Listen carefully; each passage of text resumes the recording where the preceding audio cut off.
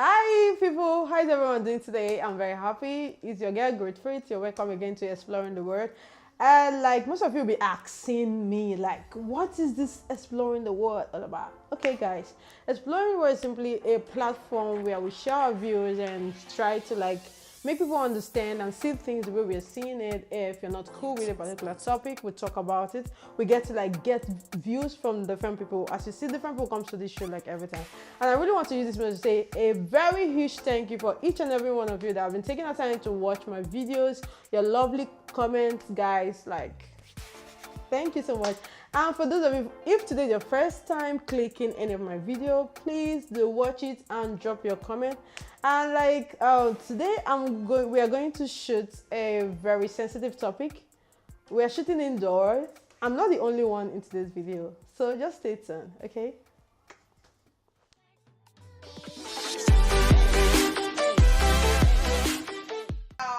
I'll be shooting on a topic, toxic relationship. I have some sweet people in the house. This is Eileen. Most of you know her. She's very pretty. And thank you. And this is Sam. He's very handsome. Like, no, you can crush on him. You're free, but don't get caught. You understand what I'm trying to say? So No, he's taken. We'll be talking about toxic relationships. So, Sam, I want to begin with you. What do you think is toxic relationship? When you get toxic relationship, what comes to your mind? You go first. Yeah, I think there's toxic relationships varies depending on the people that are involved in relationship, but then I think there's still some similarities, and I think it boils down to what the two individuals actually want in the relationship. So I think broadly, just speaking broadly, would amount to a relationship that is not healthy for the both parties in the relationship, and we're talking about a relationship that involves any type of abuse in relationship, physical, emotional, financial, whatever kind of abuse. So I think that majorly to me, I think that's what I can put on the categorization of what a toxic relationship should be about. All right, that's a cool, nice one. Evelyn, toxic relationship, like. But you mentioned, well, you mentioned both parties, right? Yeah. But most of the time, it's just one of the persons is not happy. Really, don't be a feminist girl. No. To me, I mean, a relationship like, can be toxic to both parties at the same time. Really? yeah, but one action leads to a reaction, so it must have a problem somewhere that leads to another issue. So for me, like, first of all, it depends. It can be toxic relationship in terms like in case of friendship or couples, or even mothers, daughters, father, whatever. Like, to me, basically a toxic relationship is when one person is abusing another person. Okay. Yeah, typically. It can be physically, it can be emotionally, it can be, well, mostly emotionally, but the main point is there's so many reasons why we will go through this, and for the person who's abused, should be the person to get away from it. If the person feels like, okay, I'm staying with, I'm being in an abusive relationship, but I want to get away from it. That's the hard part. That is the hardest part. We need to. Yeah. Okay, whatever. Okay, yeah, being one thing is for someone for us to be talking about toxic relationship. Another thing is, what are the signs like toxic relationship? What are the signs? Because trust me, when a guy is trying to ask a girl out, But the sugarcoat the stuff, the sugar in my tea, the bread in my butter, blah blah blah. I woke up this morning, I just heard from me, like, I'm so this, I'm so that. There are no signs at that moment that this relationship is going to be toxic. yeah, but what you mean signs in what type of relationship? Because relationships are different, so people react differently. Depends on what type of relationship is that. If you're talking about, for example, couples, right? So if you're never happy, if you guys always fighting over very like ridiculous things, over ridiculous things, like fighting every day, or even basically you're not happy, like you always like put you down. Is that right? How do you Yes. call that? Yeah, in- yeah, good. But I think from my point of view, is the toxic relationship you can actually, I feel that there are signs even before you get into the relationship. There's signs like red flags. Okay, let me put that red flags that Red you should flags? What look out kind? for. Like danger. Like danger, I danger. think from my kind of person, I actually believe when someone professes love very early in the relationship, it's actually a very red flag How? in the relationship. Or okay, like maybe you meet someone that's maybe through mutual friends, but at the party or in church or something, and maybe the next day you exchange numbers and everything. Then the next day or the next 2 days, the person starts telling you, "Oh, I love you so much. It's I can't called live love without at you." first sight. Well, I think, Really? I think it's more from being love being romanticized, because love in itself, cannot sustain a relationship. No, Love in Yes, it itself. yes. cannot. I agree. I agree with Yeah. that. So if you romanticize the thought of love itself, just I can't live without this person, I can't breathe out this person, then I actually feel is you've given the person an avenue. If you're lucky enough to find somebody that actually values the love, then it blossoms. Yes, yes. But if you are unlucky enough to meet someone that is manipulative, Yeah. or someone that is Yeah, but that you has, would. that Oh, is wait, passively hold on. aggressive. You will never know that on a very early stage. That's what I'm saying. No, that's You what I'm will saying. never know that It's because not certain. you guys. It's not hold on, certain. because right now this guy. Hold on, because you guys, you becoming such in an amazing way. Like we're not gonna see that on the first sight. This is you get to see that. No, first of all, the person who's not looking for, like who doesn't have a good intention toward you, he's not gonna act like that on the very first day. He will make sure you catch feelings.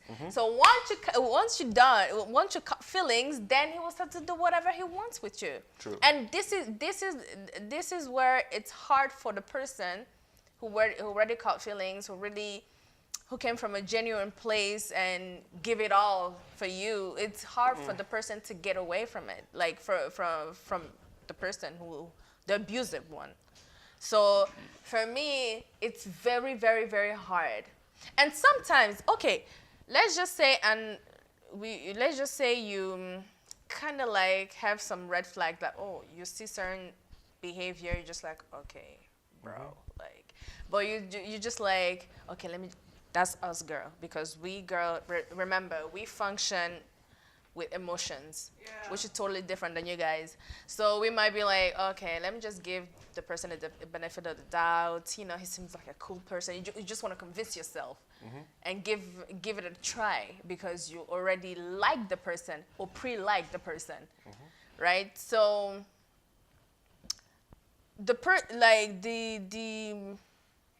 since you already start thinking that way, you let it happen, you know?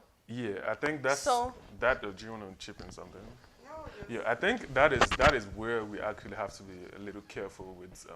Let me not say Yeah, jumping being or careful is starting one thing. It's relationships. very easy. See, No, to I think me, the thing is, it's very let's easy not to be, say, oh, be careful. Oh, yes, we are But yeah, careful the thing is- until that thing happens. That's why it's called red flags. It's not stop signs. They're red flags, because I think the issue is what we need to understand as individuals is you're an individual before you get into the relationship, and to a larger extent, you still have to maintain your individuality early in the relationships.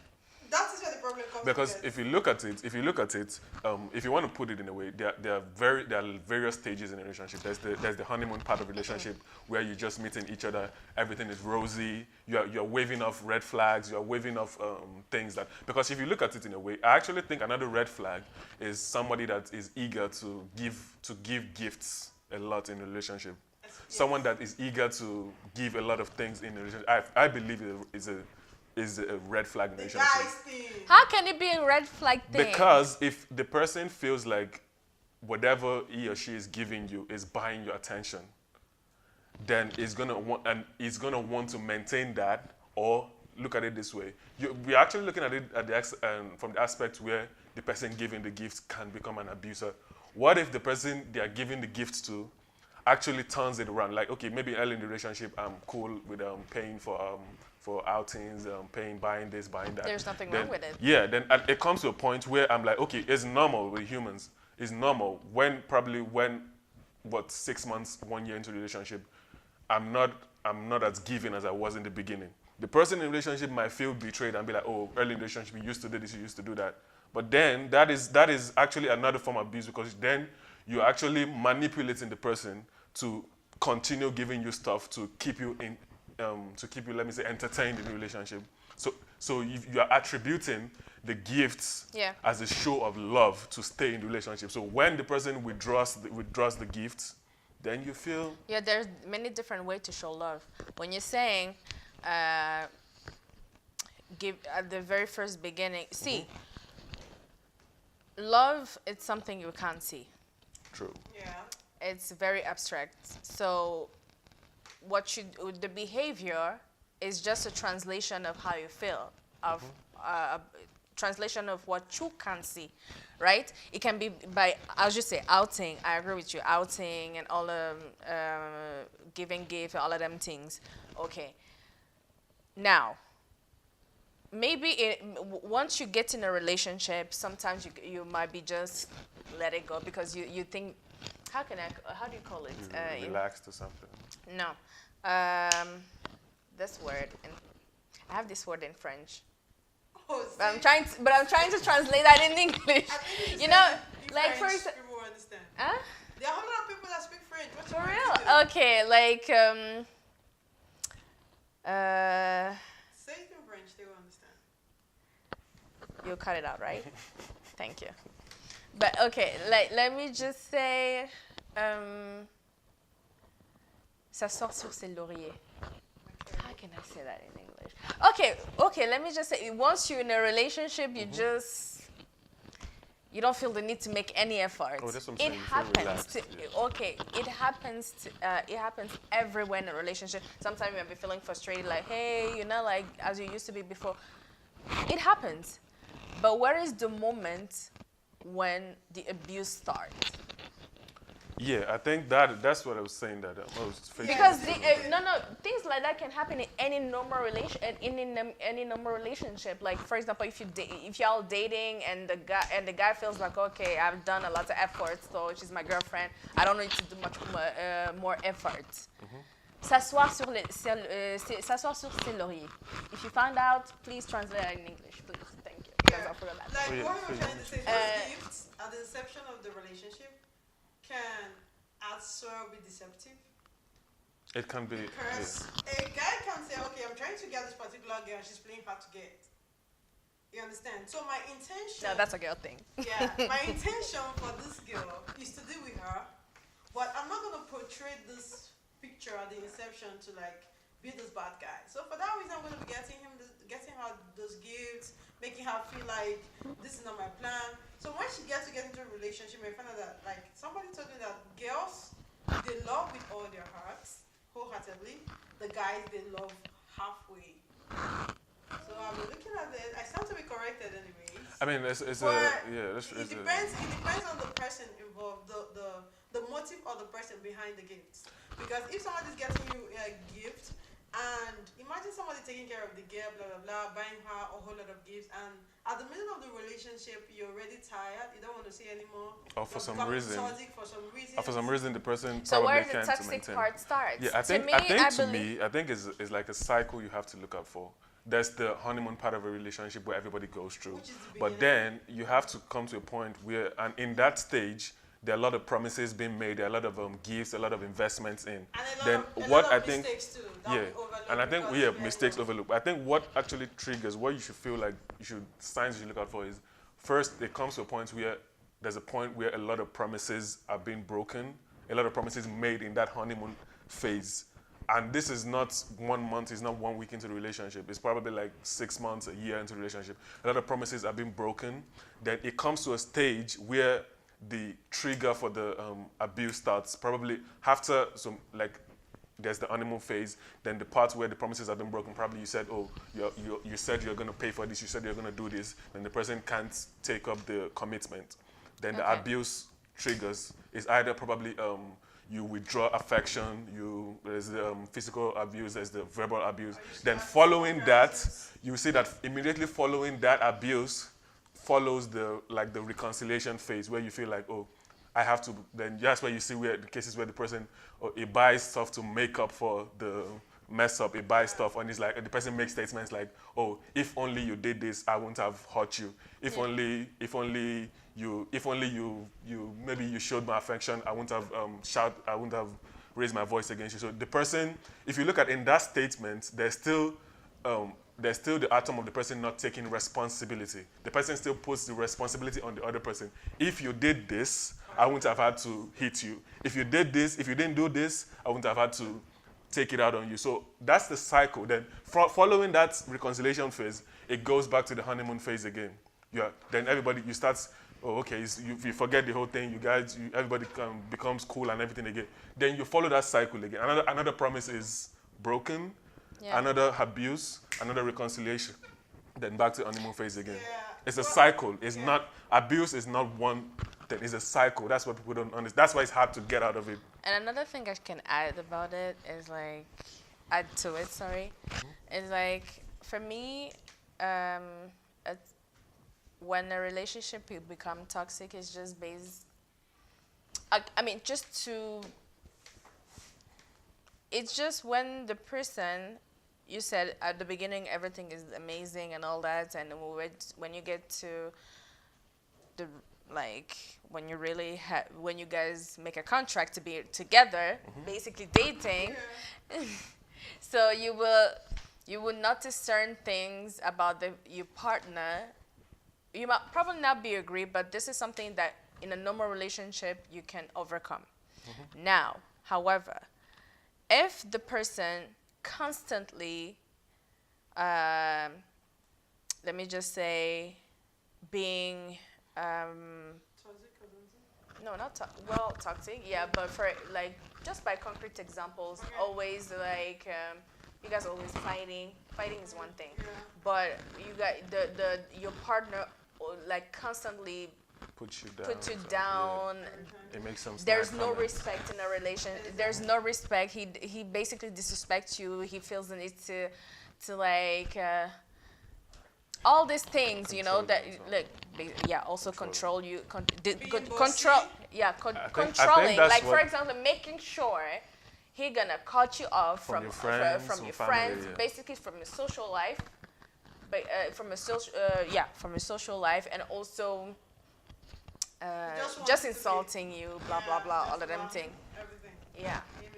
Yeah, I think it's tricky in that sense because to me it's abusive because of course, because it's that at that beginning part you are giving your attention, you're invested in the person, you're invested in the relationship, but which gives the person though. Yeah, I feel like we are also looking at it where in some cases where I personally still feel like both parties can actually be abusive to get to each other in a relationship.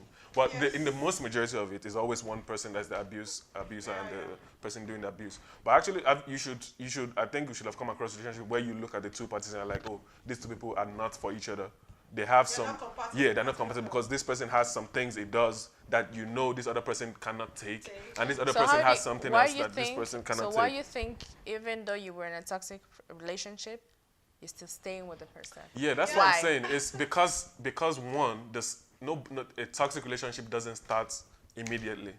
Most of the time, it doesn't start in the first part of the the length of the relationship. If a relationship lasts for 6 months, you will find that if you talk to the person that was being abused in the relationship, you'll be hard pressed to find out that most of the time the abuse started in the middle to the later part of the relationship, not the